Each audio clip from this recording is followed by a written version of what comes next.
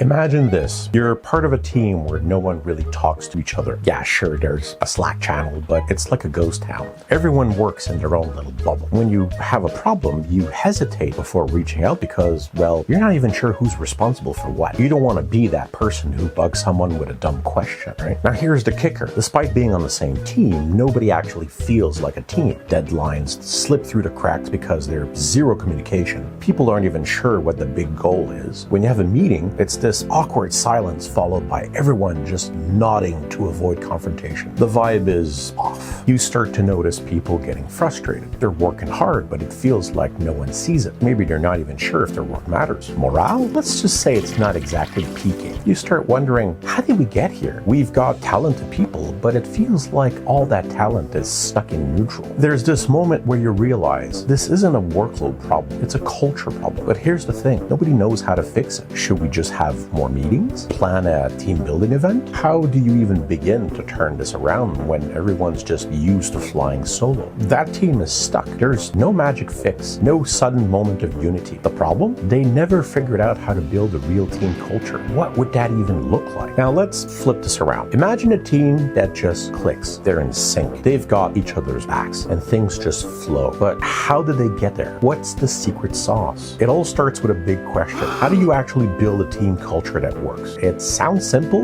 You just get everyone on the same page, right? But in reality, it's a lot messier. Let's break it down into 3 things that make this happen. These are like the foundation blocks of a solid team culture. All right, first up is trust, and not just the I trust you to get your work done kind of trust. We're talking about psychological safety. This idea that you can speak up, share your thoughts, or even admit when you're stuck without feeling like you're about to get judged or embarrassed. When a team feels safe like this, people take risks, collaborate better, and overall just work smarter together. Think about it. If you're scared to raise your hand and say, hey, I'm not sure about this, that's a red flag. In a strong team, everyone feels like they can be real, and that creates an atmosphere where the best ideas surface. Key 2, shared purpose and values. Next, there's purpose. Every strong team has this core understanding of why they're doing what they do. They're not just punching the clock. They actually care about the bigger picture. When everyone's aligned on that shared purpose and the values that guide the team, it creates this powerful sense of unity.